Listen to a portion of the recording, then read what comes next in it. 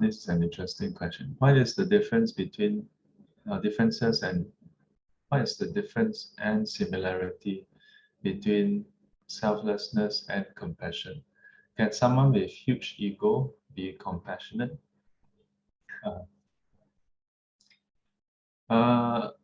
Well, when we take two different things to compare, there's a chance that there are differences. But two things may not always have similarities. Okay, first thing we must know. So, so let's look at selflessness and compassion. Yeah. If we were to look at, let's say,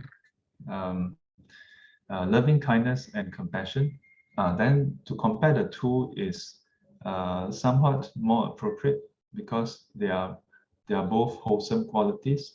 Yeah. Selflessness is also a type of wholesomeness in a way. Yeah. So we can also say that it can be compared. Yeah. So what is the difference and similarities? Still, I say it's a bit tricky to say that there's anything different or similar, but let's try. So let's look at compassion first. 慈能与乐，悲能拔苦. Yeah, fundamentally, compassion is about how we relate to others, and as a result, what we do. Compassion is not simply about thinking about it, but it compels you to do something. Compels you to do what? When you see someone without happiness, but with suffering, that means so the person is suffering. Yeah, so compel you to interaction to want to remove suffering,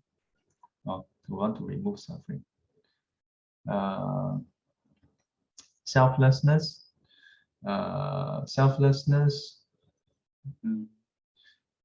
I must perhaps highlight that because this person is anonymous, I can't clarify.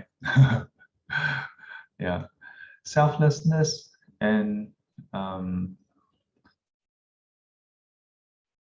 the wisdom of no self can be slightly different. Can be slightly different. In what sense? A person can be selfless in the sense that the person care for others.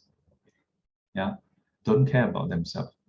Right? If a person care about others, don't care about themselves, you would agree that that's selfless, right? Yeah. So, but that's still different from the wisdom of no self in Buddhism, because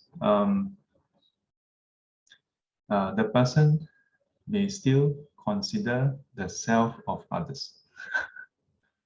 You know what I mean? Yeah, the person may still have the view, the identity view, the self view towards others.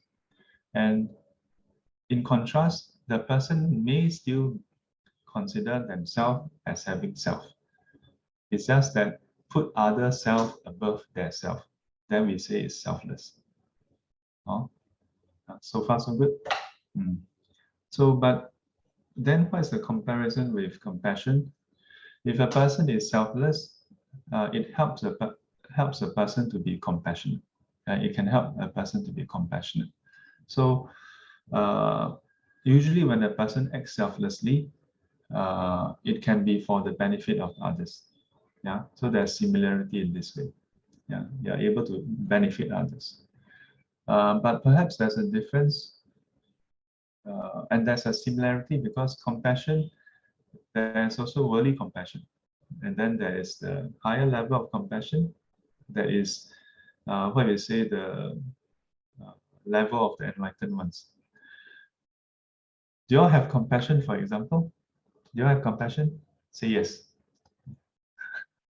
Yes, have maybe a bit. So when you have compassion towards others, it doesn't mean that you have attained enlightenment, right? So our compassion tends to be towards those who are apparently suffering, tend to be towards perhaps those who are related to us first. Yeah. But it doesn't mean that we don't have compassion towards strangers also. Yeah, we probably would have also. Yeah. But now if let's say a stranger and your friend are both equally hurt, who would you help first? In all likelihood, probably your friend. Very similar to the question of if your girlfriend and your mother fall into the river, who would you save first?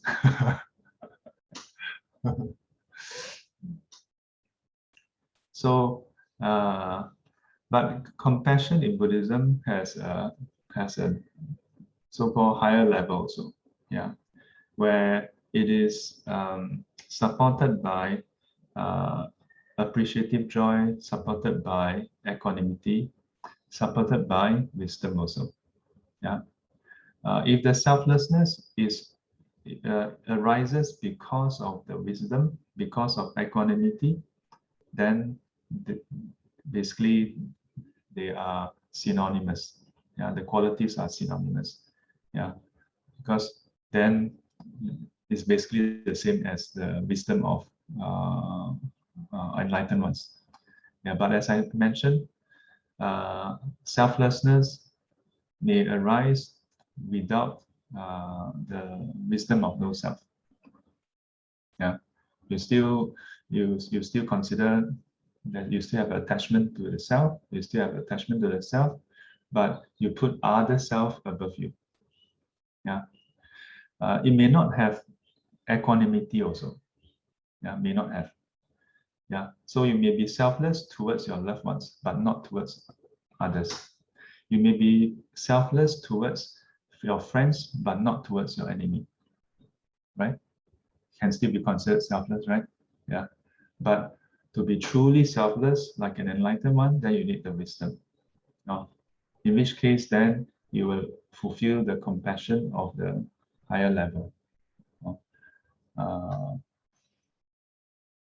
so, in a way, we can say that this is if we look at the differences and similarity, then this is what is a difference and similarity.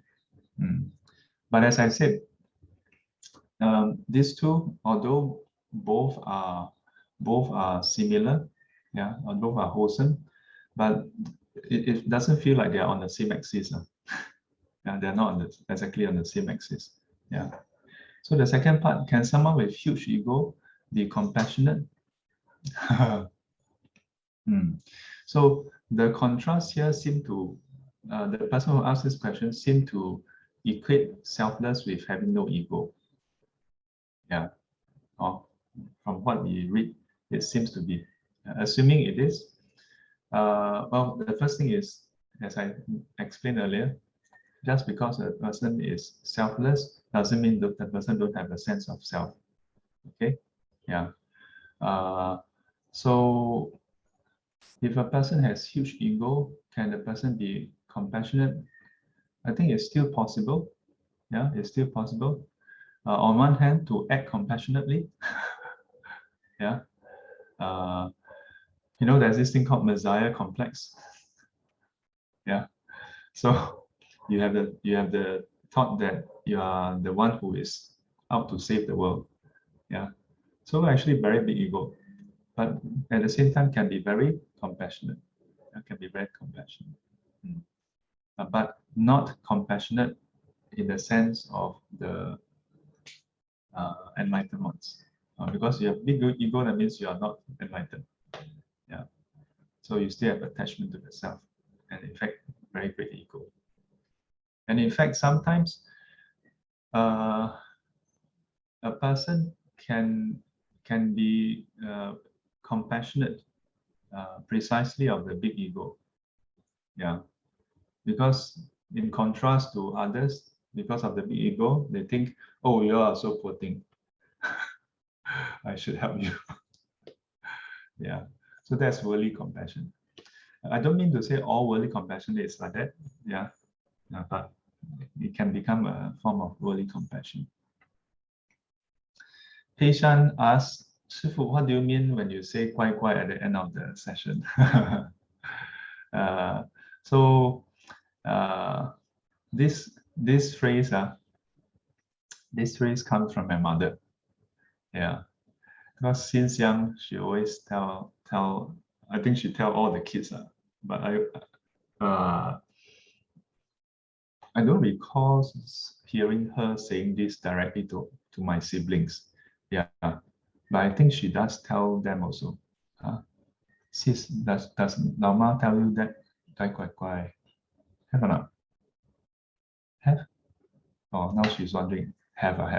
Okay, luckily have. Otherwise, well, my mother's stressed. Yeah. So she always tells, guai guai guai, guai guai guai. Yeah. So this phrase has I have a soft spot for this phrase. You know, it's a very endearing. It's a very kind word. Yeah, makes you feel very protected.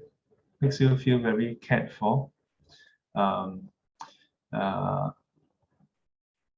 But most importantly, I remember years later when I'm much older already, and I don't know whether I've already ordained, but one day my mom told me this. She said,